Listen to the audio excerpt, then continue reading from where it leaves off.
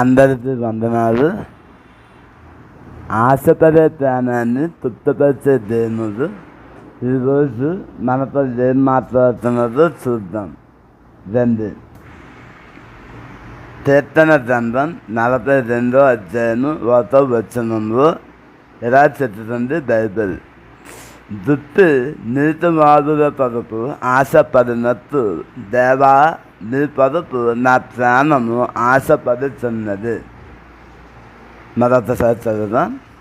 దుప్పి నీతివాదుల కొరకు ఆశపడినట్టు దేవా నీ కొరకు నా ప్రాణము ఆశపడుతున్నది. కీర్తన గ్రంథం 42వ అధ్యాయం 1వ వచనం.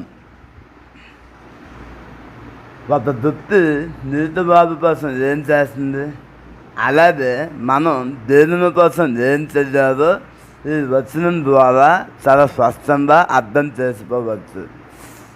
రెండింటిని పోల్చి చూస్తే మనకు చక్కని ఆలోచన, చక్కని జ్ఞానం దొరుకుతుంది. దేవుడు ఇస్తాడు.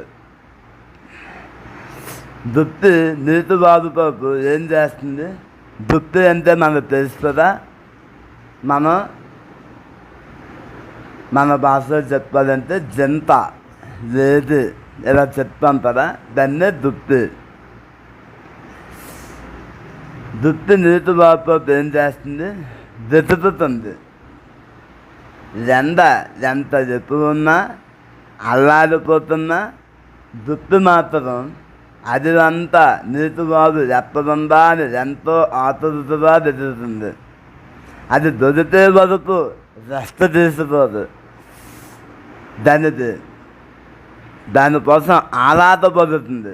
నీరు లేకపోతే చనిపోతానేమో అన్న భయంతో నాలుక ఎందుకు అది దుప్పుతో ఎంత శ్వాస వచ్చిన గట్టిగా శ్వాస పీడిస్తూ నీటి కోసం తహలాడుతుంది, తదితెడుతుంది.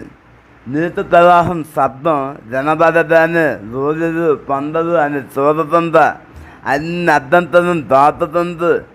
నీటిలో తదితెడుతుంది, ప్రాణాధారంగా బాధిస్తుంది. దుప్పటి నీరు అనేది కాసేపు ఏదో సేద తీరేది సాదా కోసం కాదు, అది దానికి జీవానికి సంబంధించింది, తన ప్రాణానికి సంబంధించింది. దానికి అది వెతితే తప్పదు. లేకపోతే చచ్చిపోతాను, దొరకపోతే నేను నాకంత జీవం లేదు అని ఒక ఆసక్తితో వెతుకుతుంది.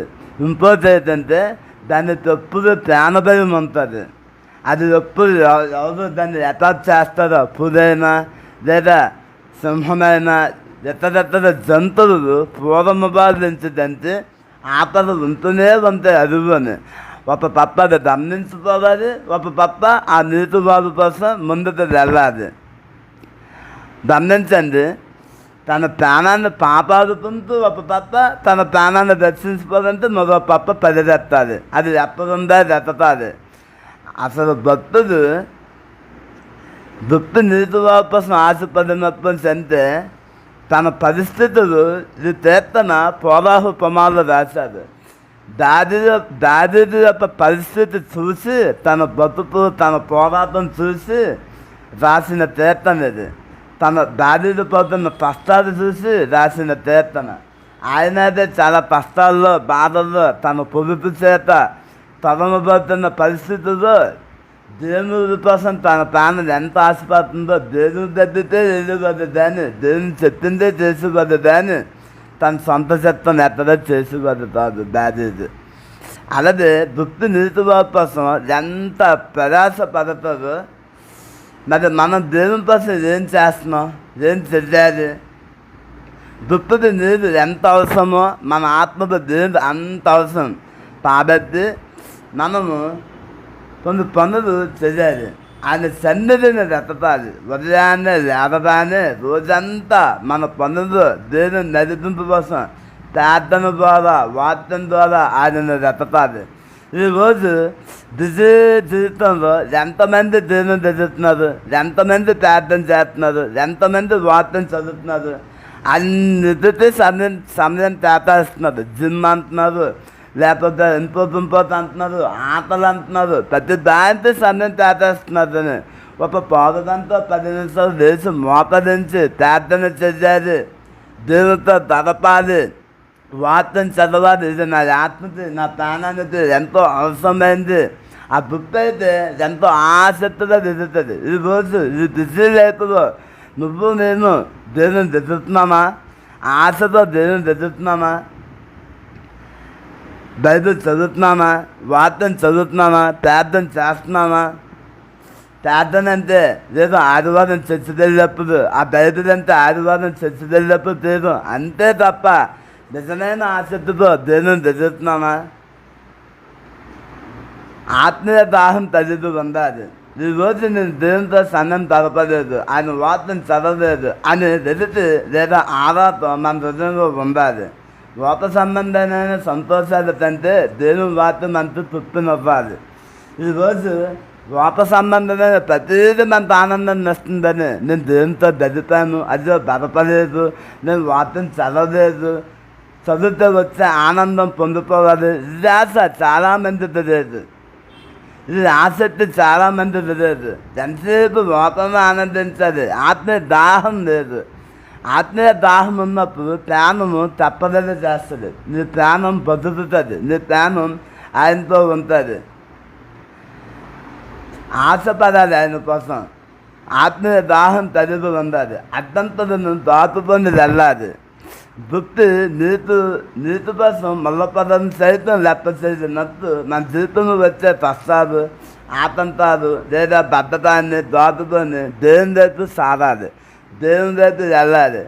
సాబు చెప్పకూడదు నాకు అవ్వట్లేదు, నాకు జరగట్లేదు, నాకు భక్తి చేయడానికి బైబిల్ చదవడానికి సమయం లేదు, బద్ధకంగా ఉంది, ఇలాంటి సాబు చెప్పకూడదు.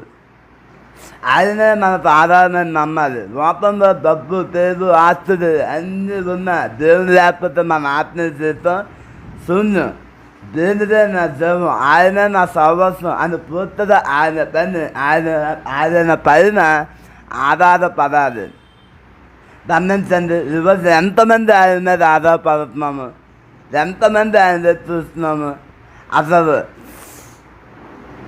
మన ప్రాణము, మన ఆశ, మన ఒక పూజిత, మన ఒక జీవము ఆయన మీద ఆశపడుతుందా? దుప్పి నీతి కోసం ఆశపడినట్టు మనం దేవుని కోసం ఆశపడుతున్నామా? లేదా నామపార్థంగా బతికేస్తున్నామా? లేదా నామపార్థంగా చర్చకి వెళ్ళాలి, వెళ్ళకపోతే అతడు పాస్టర్ చదువుతాడు, మా నాన్న చదువుతాడు, మా అమ్మ చదువుతాడు. అసలు నిజమైన ప్రశ్న నీలో ఉందా? నిజమైన దేవుడు అనే ఆసక్తి నీలో ఉందా? ఇప్పటి నుంచే మనం ఆసక్తి కలిగి ఉండాలి. కష్టం వచ్చినప్పుడు, శ్రమ వచ్చినప్పుడు, బాధ వచ్చినప్పుడు, అంతా అయిపోయినప్పుడు దేవుని కోసం వెతకడం కాదు, దేవుని మీద ఆధారపడడం కాదు. దేవుడిని రోజు వెతకాలి, ఆయన కోసం ప్రాణం ఆశపడాలి, ఆయన కోసం వెతకాలి. బైబిల్ గ్రంథంలో జక్కయ్య అని ఒక ఆయన ఉన్నాడు. జక్కయ్య జీవితంలో దేశం చూడాలని దాహం ఎంతో చేదంగా ఉందో లోకసువార్త 19 అధ్యాయంలో పనికొస్తుంది. ఆయనకు అవసరం లేదు దేవుని కోసం ఆశ. ఆయన పొత్తుదారైనందున జనసమూహం వల్ల దేశం చూడలేకపోలేదు. తన ఆశ నెరవేరకుండా ఒక దుప్పలాగా పెద్దెత్తి ముందుకు ఒక నీరు చెట్టు ఎత్తాడు. అంత పెద్ద ధనవంతుడు, సమాజంలో పెద్ద అధికారి, అది ఉండిపోగా అవమానాన్ని లెక్క చేయకుండా దేవుని కోసం ఆరాధపడ్డాడు, తను కాపాడుకున్నాడు. యేసుక్రీస్తు తన ఇంటికి రాదని జక్కయ్య హృదయం మారిపోయింది. లోప ఆశలను అన్యాయంగా సంపాదించింది విసిపెట్టాడు.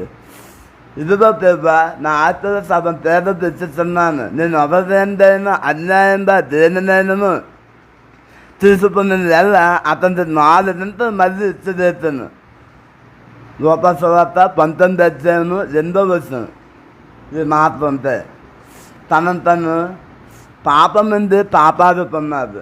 ఈరోజు ఇలాంటి ఆసక్తి ఎంతమందికి ఉంది?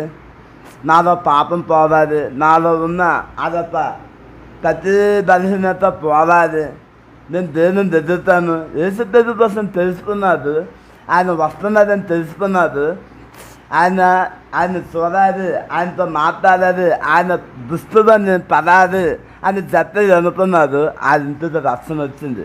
ఆయనకైతే అవసరం లేదు. ఆయన ఒక మంచి పొజిషన్లో ఉన్నదెత్తి ఆయన కింద చాలామంది పనులు ఉన్నారు, చాలా ధనం ఉంది, ఒక పెద్ద అధికారి. ఇదన్నీ ఆయన పున్నప్పుడుతి ఇదన్నీ కాదు, నాకు రేసరి ఉండాలి, రేసరి ఉంటే నా బతుకు మారుతుంది, నా జీవితం మారుతుంది. సగం పేదలు తెచ్చేస్తానన్నారు. నేను అవతలని అన్యాయంగా తీసుకుంటే నాలుగంతలు ఇస్తానన్నది. అంటే ఇంచుమించు ఆయన ఆస్తి అంతా పోవచ్చు, అయినా ఆయన ఆనందంగా ఉన్నది. ఈరోజు నీకు ఏం తాగదో నీకు తెలియట్లేదు.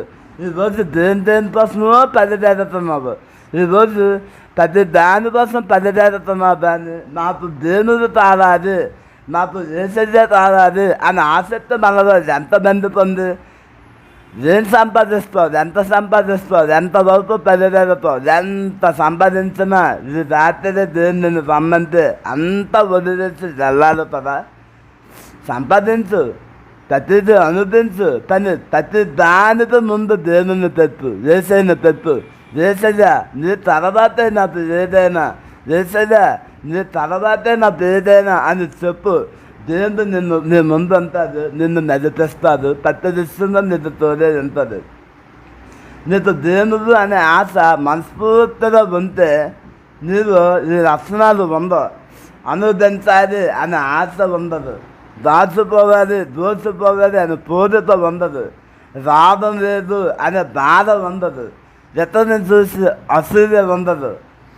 ఎవ్వరేమనుకున్నా నీకు ఏ చింత ఉండదు. ఎవ్వరు నీ కోసం ఏమనుకున్నా నీకు ఏ చింత ఉండదు.